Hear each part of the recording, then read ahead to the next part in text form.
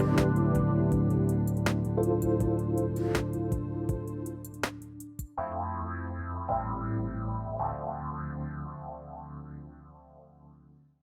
everybody, welcome. It's so great to have all of you tune us in and turn us on. Thank you, thank you, thank you, all of you. Thank you for being exactly who you are. Thank you for showing up as exactly who you are.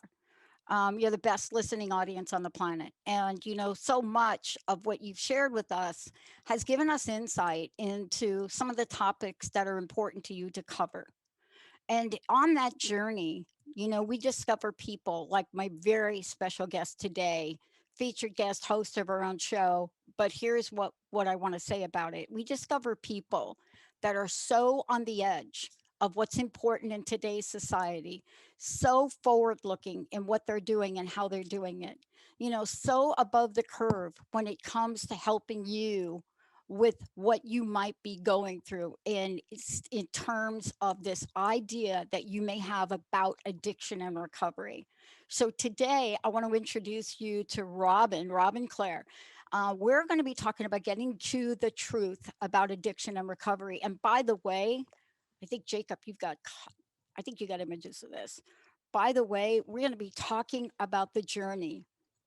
What is it like to take this journey, the recovery journey? What is it like then to take that story and create a powerful, powerful book and message and training and coaching? You name it. What does it look like to be on that journey to get you from here to here, like here and then to here? And that's what today is about. It is uplifting, it is absolutely inspiring, it is powerful, but it's also about the journey that takes us through agony to ecstasy.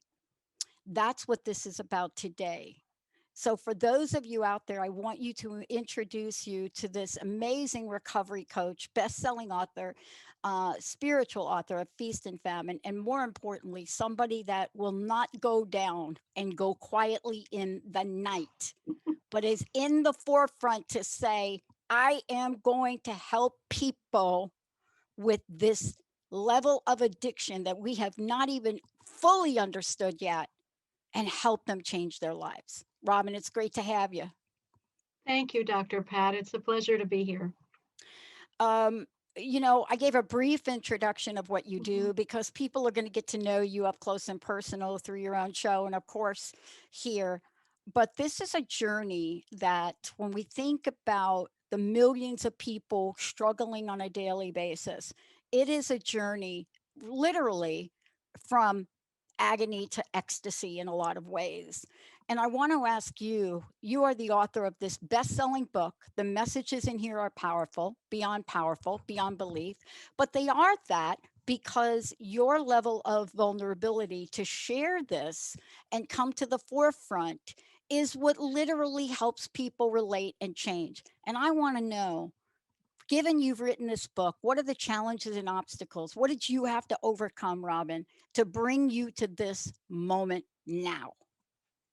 Yes, thank you, Dr. Pat. So interesting you were saying agony to ecstasy really is another name for feast and famine. That's that's what I was thinking when you said that. And for me personally, I was in addiction for 40 years with obsessive compulsive food disorder and bulimia. And no matter what I did, I couldn't get out of it. I might get out of it for a little bit of time, but it kept coming back. And then finally I decided that I needed to figure out why I couldn't get out of it. And that's when I started looking at truly what was going on inside of me. When you look inside, I want to ask you this question because it's one thing to look inside and you change your life, right? It's another thing to look inside, change your life, and then tell the world about it. That's what you've done in Feast and Famine, but not just in the book, but in your subsequent work, in what you're doing in the world. But writing the book and bringing to the forefront, your story, but other people's stories, people that we know are experiencing this, and even more so now than ever. So let's take a look at what undertaking this the writing of a book like Feast and Famine. How did that change you, and how does it continue to remind you of your purpose? Yeah, so the first time, and I'll say that the first time I wrote Feast and Famine, I was still in addiction. And I thought, well, I'll fake it till I make it. And then I got to the end of the book, and the ending of the book was, well, I hope that these teachings work for you. They didn't work for me, but have a nice life. And I knew that I could not put this book out there. So I knew that what was standing between my publishing this book and me was my recovery. And so then I had to come into recovery. And I had one, I had received a message. So I am also a spiritual channel. I write these books for the spiritual realm. And I had received a message from a colleague that my grandmother came in and said, um, you need to bury this bulimia, Robin, or your family is going to bury you. So just like all other addicts, I'll have one last glass of wine or I'll have one more cigarette. I needed to have one more session of eating my brains out, knowing that I could throw up the food. And I did that. And when I was in the bathroom the last time, I started bleeding from my nose. I had this tremendous pain in my head. And for the first time, I could feel within all of my organs in my body what I was doing to them after 40 years of throwing up. And all of a sudden, I was on the floor because every part of my body was screaming at me. And I knew that I had hit rock bottom. And I knew that if I continued, then something would have happened to me where I might not be here today. And once I came into recovery, I was able to rewrite the book. And that was quite the experience, looking at everything that I wrote from a place of recovery versus addiction. Let's talk about that space. Let's talk about that space for a minute, and Mhm, how brilliant of you to be able to catch that, right? Because that mhm. really does pinpoint the journey of recovery, doesn't it? To realize that you now have a new level of awakening, you now have a new level of awareness where you could see that and say, wait a minute, let's hit the pause button. And the reason I bring that up is because, when you're working with, as you do, yourself, but also others, there is a very difficult time to hit that pause button, Mhm. right? What do you Yes. think? What do you think was underneath that, the motivation? It sounds like it was a spiritual guidance. It sounds like you called in, guides to help you along the journey, but not just for you, for millions of other people in the world. Yes. Yes. And so the books that I write, so Feast and Famine is my third book. And I came out of corporate America and I was actually a spiritual um, promoter. So I promoted all the other teachers, I promoted all the other workshops. And then one day my guidance said to me, what about you, Robin? And I'm like, what about me? I'm really good at this. I'm really good at getting other butts and seats for other people, right? And and they're like, no, no, no, you're the teacher too. And I knew that I didn't feel like the teacher because I knew that I was an addict. And somehow that I felt like a fraud. So how could I be the teacher? How could I be the spiritual teacher and then have this problem in my personal life?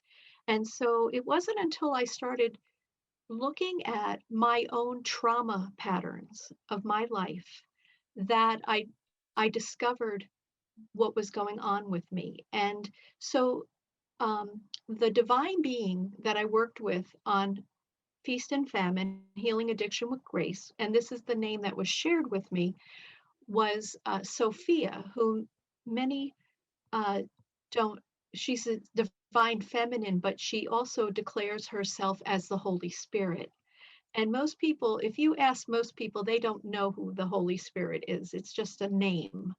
But she says that she is the mother of creation. So we have the Father, the Son, and the Mother.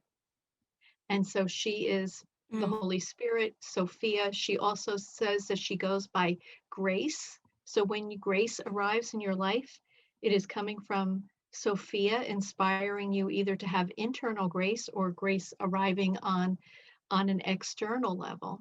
mm. And she arrived and asked me to write this book. And I said, okay. And she goes, but there's one more thing. And I'm like, okay. And she said, you have to tell your journey of addiction in the book. And that was the game changer, Dr. Pat, because Yeah. I didn't talk about this with anyone except very close family and friends. In fact, I had so many people who read the book, they're like, what? Are you kidding me? I'm like, no, I'm not kidding you. It's not something I go about announcing, in conversations with friends and family. And and so I had to really come into recovery in order to be able to deliver Sophia's messages. Oh my gosh. So important. One of the things I was really struck by, and I want to talk with you about this when we come back from break.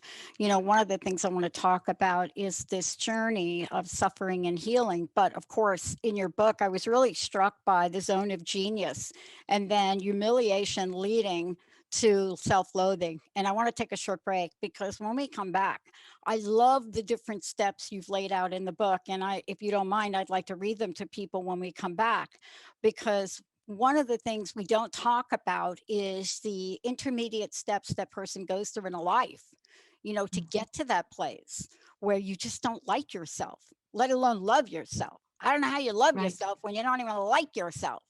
And you hear so much about self-love. I'm all about self-like. That's what I, Yes. that's what that's what I think you struggle with in addiction, right? You Yes. struggle with this, oh my God, I'm looking at you in the mirror and like, I don't think I like you, Pat. Let's take a short break. When we come back, more with Robin Clare, this fabulous book, Feast and Famine, Healing Addiction with Grace. When we come back, how do you move through the zone of genius? But more importantly, what is it about humiliation that Mm. literally cracked open Humpty Dumpty? Let's take a short break. We'll be right back.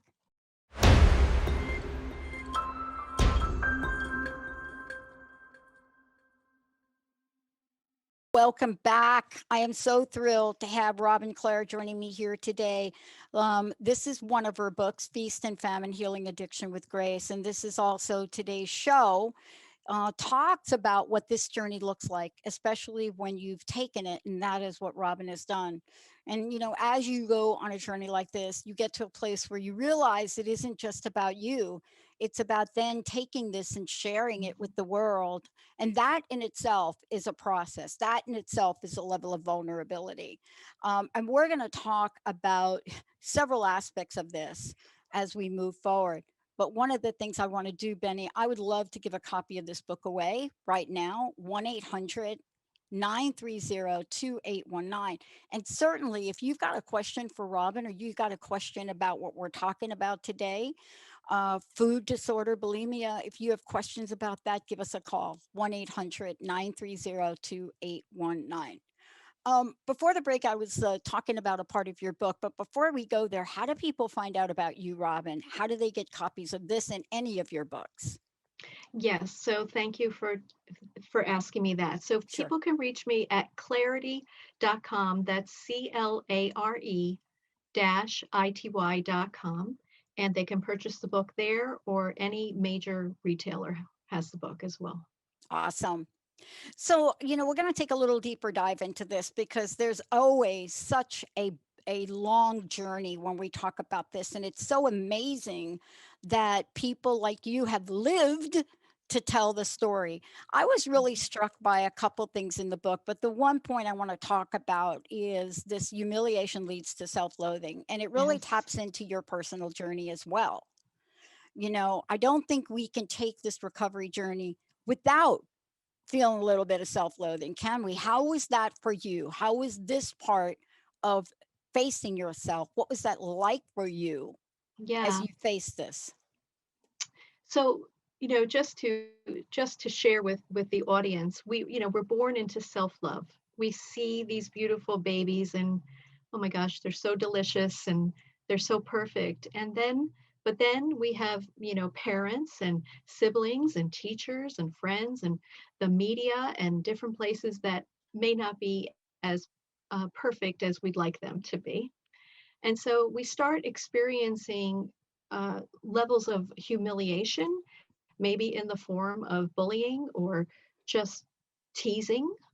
There's a lot of teasing going on, and Yeah. that can lead to self loathing because, really, as children and teenagers, we're not as interested in doing our own healing work. If we don't heal the self loathing, it can transform into suffering. And in Feast and Famine, Sophia says that there's really only one addiction on the planet, and that's to suffering. And then we choose our vice, our addictive substance, our habit, because we're wallowing in our pain, we're wallowing in our suffering, and we want to feel better. So we have this journey from self-love to self-loathing, then to suffering, and then to addiction. And so the only way back to self love, which I think is really where we want to get back to, or self like, as you said earlier, is to look at why are we suffering?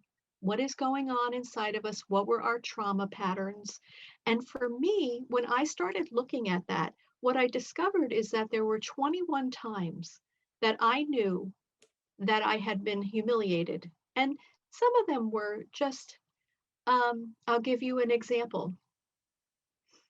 I was in fifth grade and we were playing kickball in the yard, and I kicked a home run.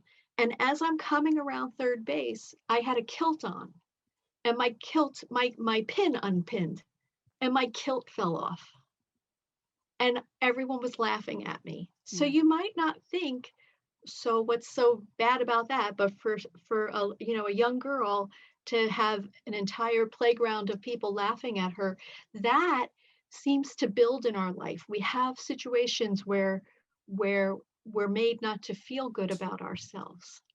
Yeah. And that just kept building and building until I realized that I have this problem. And where I discovered I had this problem was in reading the book The Big Leap by Gay Mm. Hendricks. Mm-hmm. Talks about this idea that we're all working at our zone of brilliance, but we want to ideally work at our zone of genius because that allows us then to fulfill our soul's destiny at the zone of genius. But we have upper limit beliefs that stop us. And for me, what I needed to clear were all of these trauma patterns around humiliation.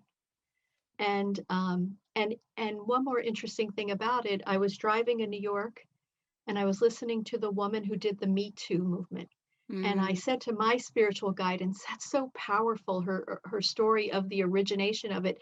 And then all of a sudden my guidance said to me, hashtag who me, capital H, small u, capital M, small e. And then I heard, this is an epidemic on your planet, humiliation Yeah. of me. Yeah. And let's talk about that a little bit further because, when we look at the day and time we live in, right? When we think about all of the different ways now available to be subjected to humiliation, by far it is inescapable given the many forms of media we had. And it's very different than when I grew up and somebody said something about me. I shared this on one of the other shows. Is the first time I wore a bra. And I generally had a group of boys that I played with, and we played stickball. And I remember that first time I wore a bra. I mean, I thought nothing of it until a comment or laughing was made, happened. And we think about these things and how we respond to them, right? And we think about how we take these things in. And I will tell you that as a young child, laughing at me was a thing. And of Mhm. course, I'm from the Bronx. And of course, we're out in the street. And I just walked over and gave that kid a black eye. That was my reaction to it. But in life, you know, it's a hot button and we take those things in. We take what's said to us in. And what is the recourse? Is the recourse then to comfort ourselves? Is Oh, the yes. option then to, I've got to heal this pain. I've got to numb this pain. Tell Yes. us about that. Yeah. So I think that that's what we do. I think we're constantly barraged with moments of humiliation, which then, of course, turns can be accompanied by shame. And the way to feel better about ourselves is to do things that make you feel good, right? Mm, Until you're ready to look at what are my patterns, what are my trauma patterns, mm-hmm, and other and until you do that, you will continue to suffer, mm-hmm, because that's what we have to heal. So what to get out of the suffering, we have to surrender um, our suffering, and what I mean by that is really give it up, not just wishful thinking. I wish I didn't do this. Like, that's not surrender. You all know when you've surrendered in your life. A surrender is more like, I will never do that again, and I will get the help that I need. And then what happens after you've surrendered like that, then grace arrives. yeah, But in Feast and Famine, Sophia said that grace must be allowed. And I found that to be one of the most interesting things she said in the book. Grace must be allowed. Because a lot of times, Dr. Pat, we have a role we've been playing in our lives, yeah, and we're that person in our family. And for some, they're the person that always messes up, or that's how they get attention, or maybe they don't have to work so hard because they have a problem. So looking at your suffering, what caused the suffering, is not easy.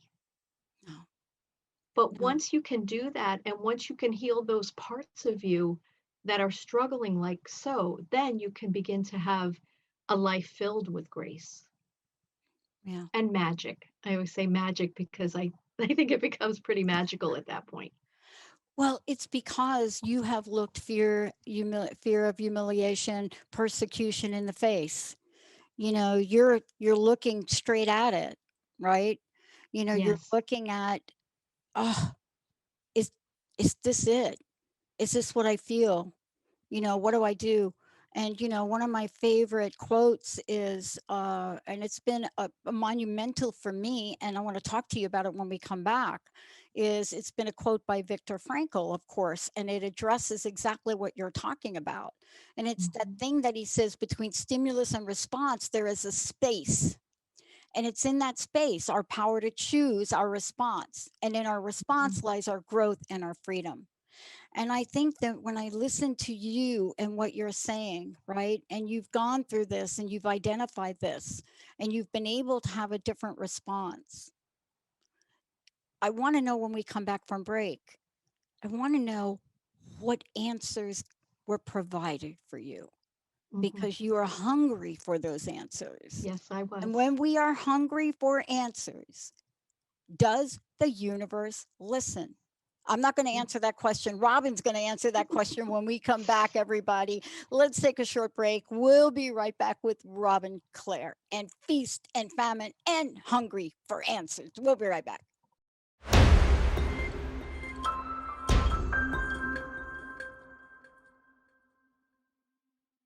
Hey, everybody, welcome back. It is so great to have Robin joining me here today, getting to the truth about addiction and recovery with Robin H. Clare. And today we're talking about feast and famine, but we're talking about more than that. We're talking about a courageous admission that her true addiction, you know, was to suffer, gradually developed into a powerful blueprint. And, you know, the blueprint is delivered in these pages we're referencing, you know, but today we're also talking about how you go through these pivotal milestones in the journey and you become hungry for answers, not just about your own personal journey, but about life. And that's what we're going to talk about next. Before we do, Robin, how do people again get copies of your book? How do they find out about you? How do they find out about your upcoming show? Yes. So my website is clarity.com, and that's Claire, CLARE dash ITY.com. And I'm really proud to say that I have a show on Transformation Talk Radio starting on Thursday, and it'll air the first and the third Thursday at noon Eastern Time, 9 a.m. Pacific Time. And it's called Hungry for Answers, from recovery to your ultimate life. And let's talk about that now because we there's this bridge that gets crossed, and you'll talk about the bridge for a minute. But we start to cross the bridge, and maybe what really happens is we're yearning for answers. We're hungry for answers. We may not even know the question, but we want somebody to fill in the gap. Tell us a little bit about that gap and what that bridge was like that you crossed. Yes. So again, as I shared earlier, for me, I had this life altering experience where I felt like I was dying on the bathroom floor. So I knew that I was really hungry for answers, but I had been in living my own examined life for years, trying to come into recovery. And when I say living an examined life, I work with a therapist, a mental health professional, but I also worked with coaches. And I highly recommend anyone who's trying to move from addiction to recovery that they go into a program or they work with a therapist or a life coach. Just get the help that you need, I agree. because you need someone else who can guide you through the journey. And so hungry for answers, I knew that I was ready. I knew that I was ready to bring this message out into a larger audience. And I was meditating and I said, "What's the name of my show?" And I heard "Hungry for Answers." And I'm like, "Oh my gosh, it's perfect with, my journey through food addiction and my need for answers in my life, and how I wrote the book, and how I have just really been on this quest to have answers in my life. And I love it. I love it. And I love when I get an answer, whether it feels good or not so good. I just love getting answers because I know that I'm going to move through to the next level of my journey, my life journey, having answers to my life. And talking about this openly is one of the most important things we can do because many people are ashamed, Mhm, right? They don't feel good about themselves. They're trying to keep it all together, right? Trying to keep it all together. Maybe you have somebody you're trying to please by the way you look or how you are in the world, or maybe you're in search for your own love for self inside. mhm. And was sharing with you that sometimes it's just a light bulb that goes on, but what happens when the light bulb goes on, and how do you discover that you're now on the recovery journey? Yeah. So for me, the light bulb went on immediately after that life threatening experience. But I had no, it actually worked because, as I shared, I've been in intensive therapy for at least 3 or 4 years before that, Hmm. trying to figure out, and I was like, I felt like I was peeling back the layers of a rose. I could say onion, but I like seeing myself as a rose better. I like the And rose better. yeah, and I kept pulling back and saying, "Geez, wow, look at that, look at that, look how that impacted me. Look at that. Let me." I also studied at the Oneness University in India, and my teachers, Sri Amma Bhagavan, said it beautifully. They said that you have to put out the emotional charge related to these experiences that you had in your childhood and your teenage years and your adult life. And I said it to someone the other day, a guest that I was talking to who's coming on my show.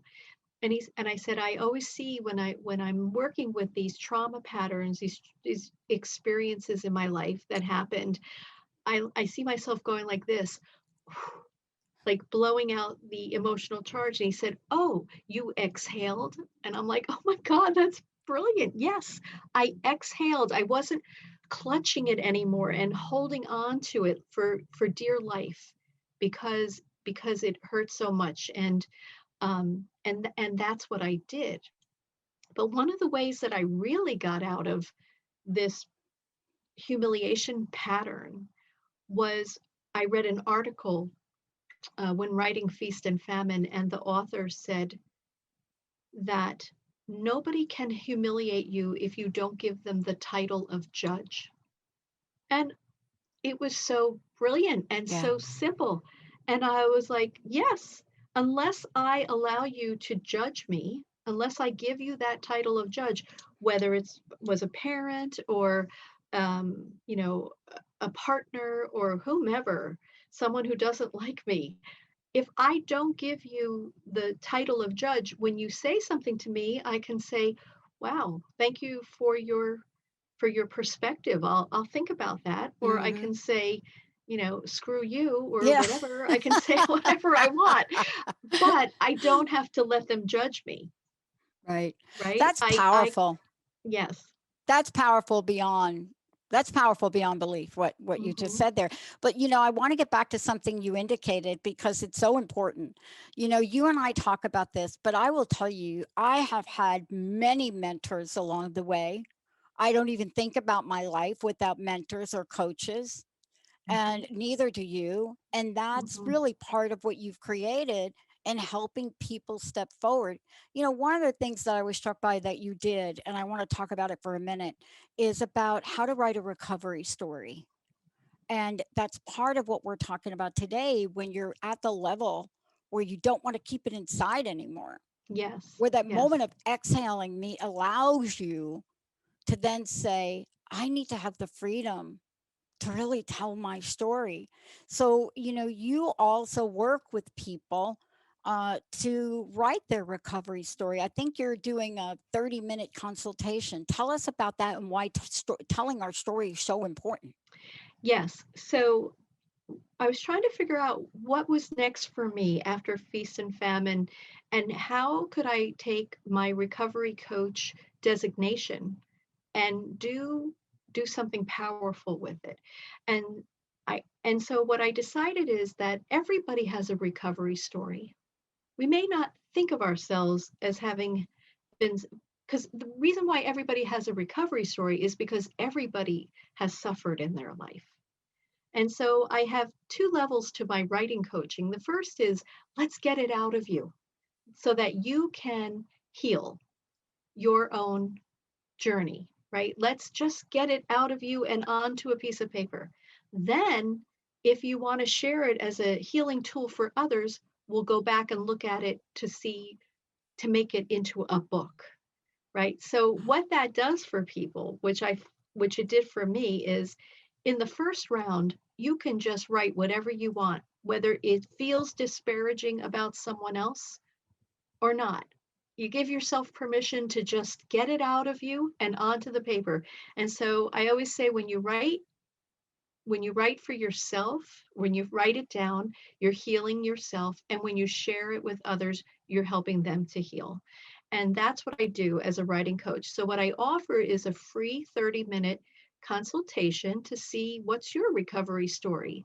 Let's see if you want to write that. Let's see if you want to use it as a healing tool for yourself first and then for others second.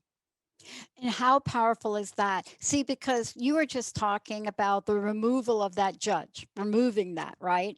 And then with the recovery story, what we're talking about is again continuing the removal of the self judge. Yes. And that is to me one of the most powerful things you could do. But the other part of it is you, by having people write the story and you being part of that, you're their witness. And a lot of Yes. times we have Mhm. not had a witness to our stories, Robin. We may be writing stuff down, but there was nobody there very objectively and lovingly and caringly being our witness. That's what I feel like all the time with my clients. I do. I feel like I'm giving them the freedom to just share what what they came here, because I believe, first of all, I believe a couple of things. One, I do believe that we choose our parents on the soul level, Yeah, and they're our most important relationship. And I do believe that until we heal our relationship with our parents, we're going to have trouble in our other relationships. no kidding. And so I do believe that by writing down your recovery story, you will heal your relationship with your parents. And I'm not saying to condone anything that your parents might have done. I'm just talking to you about forgiving them and forgiving yourself, And you know what and that leads to? understanding that. And doesn't that lead to what we're about to talk about now? And Benny, I'm going to skip the break. Doesn't that lead to living your ultimate life? The second part Yes. of what you do and how you help people. Doesn't that really open up the door? But also, you're now bringing the spiritual aspect of this together in the book King Solomon Speaks, Yes. right? And Yes. so it's one thing to take that journey, but the minute that we're opening that door and we're writing our story and now we're getting witness, if you do that without a spiritual journey or without something to really anchor, right? It's really difficult. So tell us about this next part, because we want an ultimate life, don't we? Yes. Tell us what that Yes. is and about your Yeah. latest book. Yeah, so King Solomon Speaks was a book that I'll just tell the story. I was going to sleep one night, and all of a sudden I hear, Robin, I need your help. And for some reason, I knew it was King Solomon. I've experienced his presence before, and in different scenarios. And I said, yes, King Solomon, how may I help you? And he said, I need my army of spiritual warriors to become divine warriors. And when that happens, there'll be a tipping point on the planet where the rest of humanity will come into higher consciousness living. And I'm like, okay, I'll do that. And of course, then after that, I was like, oh boy, how do I do that? That's a big call. And it took me a few years to get to this, because I had to finish Feast and Famine. And again, I had to be where I am today. I had to grow into that. And so, what is the transformation from spiritual warrior to divine warrior? When you're on the spiritual path, there's a place where you never feel like you know enough. You never feel like you're healed enough. And you also know that suffering is still an option. When you transform to the divine warrior path, or to your own divinity, you do know enough for now. You are healed enough for now. And you know that suffering is not no longer an option, because why would we suffer if we're living our lives as divine humans, meaning living our divinity in human form? There's no suffering in Mm-hmm. heaven. Right. So Right. why would we suffer here? And so this is a little book. It's 7 meditations. The way King Solomon said we can do this is to align our major chakras, with the earth chakras. And so this is a book, a little meditation book with accompanying recorded meditations. And, and let's tell people how they can get this, please. Yes, so this one I would also this one for sure, go to my website or Amazon, but I would recommend going to my website, and that's clarity.com, Claire, CLARE-ITY.com. And there you'll be able to link out right on the homepage to be able to get, it's an ebook in the form of a PDF, and recorded meditations. One of the things I want to say, Benny, also, we have a free download of King Solomon Speaks Mhm. ebook and recorded meditation. So let's do that now. I know we have a few minutes left. 1-800-930-2819. And Benny, all I need is name and email address, if you don't mind, and phone number, just in case, so we can get the person that calls in. 1-800-930-2819. Look, I love being able to witnessed this for you, the launch Mhm. of Hungry for Thank you. Answers, the launch of this book. But this is all in the spirit of your passion and your purpose, right? And this upcoming radio show. I want to take a moment to talk about the radio show and to let people know what you're planning for them. Thank you. Yes, so Hungry for Answers from Recovery to Your Ultimate Life was something that I've been thinking about that, you know, getting to recovery is a major milestone. I am not diminishing that at all because I lived it and I understand what it means to be in recovery and solidly in recovery. And then what happens is there, we think maybe there's nothing after that. Like recovery is like the end of the line, but a good end of the line. I don't think so. I think that we can live recovery in all aspects of our lives. And I think that we can live a life based in wholeness where we are healthily living mind, body, spirit, and emotion healthily. And we are living a congruent life where our heart and our mind and our voice are all living as one. When that happens, I believe that we can live our ultimate life. I believe that we can have a life where we understand our soul's desired outcome for this lifetime and we can achieve it. And so I love to work with people on that as well. And um, and we do. Our soul is here teaching us lots of things. And the way you know it most is when you keep having the same thing happen over and over and over again. That's your soul saying, we need to get this lifetime. Yeah. So spend some time figuring out why it keeps happening over and over again. Once you get into a groove with your soul energy, then that's when you can have your ultimate life because things just start unfolding in a magical way because you're courageous and you're open and you're healthy. And then that's when life can be magical, as I said earlier. It's so important what you just said, because if we enter the realm of recovery and we think that the end game is recovery, then we ask ourselves the question, what's next? Mhm. Is there nothing after that? Is there going to be the same old life that I have? Is there going to be something that changes? Will I be able to see the ultimate possibilities of an amazing life? And see, that's what I love about your message, because Yes, we do think recovery is the end game. But what about life? right, What about joy? right. Right? What about abundance? What about happiness? What Our about that, divine Robin? rights. Yes, yes. So, what I personally discovered in my own journey of recovery and to my ultimate life, which I feel like I'm living that now with the opportunity to share all of that. And I have always known that we have a divine right to a life filled with love, joy, peace, and abundance. And I believe that's what the ultimate life is as well. When you know that you're as a divine being, as a soul being, having a human being experience, you can have these things. And so when we can move from just the day-to-day struggle of the human existence to working in partnership with our soul, then we can more um, likely and more graciously receive the love, joy, peace, and abundance that we have a right to. Hmm.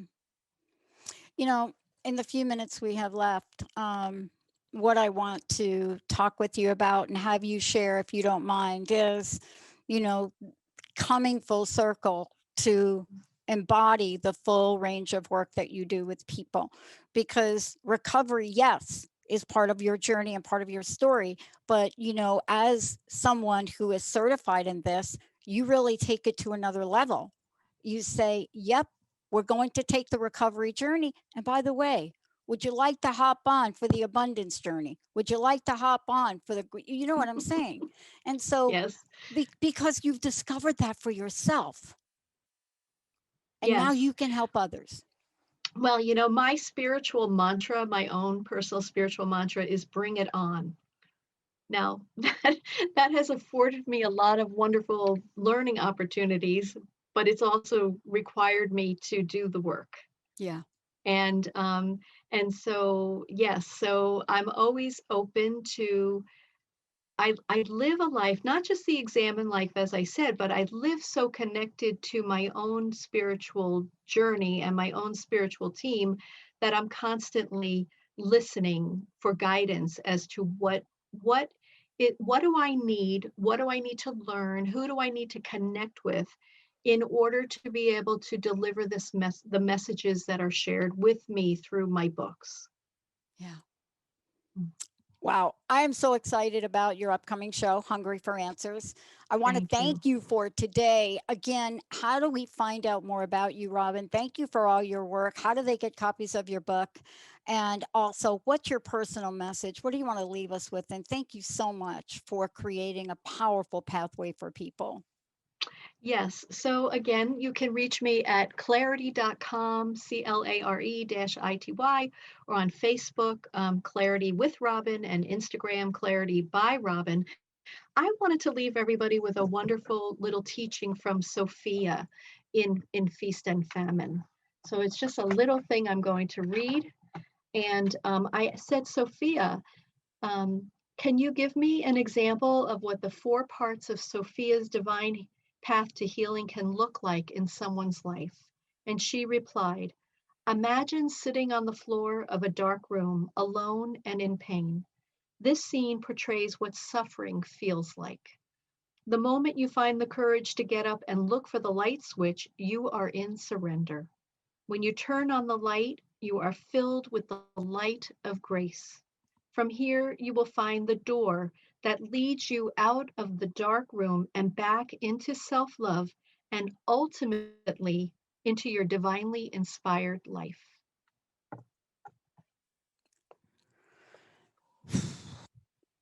Boy, don't we need that. Robin, thank you so much for Thank you, everything. Dr. Pat. Again, for those of you out there, we're talking about, if you haven't heard the earlier part of the show, Feast and Famine, of course, Healing Addiction with Grace. And I want to just say Robin is available to work with you. And we are now in a time where the level of numbing that we're doing for ourselves has never been greater in our history. So Mhm. thank you, Robin, for everything you're doing. Thank you so much for today. Um, Thank you. and I love your upcoming show, Hungry for Me too. Answers. I'm Yay! psyched. On Transformation Talk Radio, everybody. Benny, thank you for doing what you do. Jacob, thank you for putting all the great images in there. And thanks to all of you, the best audience in the world. We'll see you next time.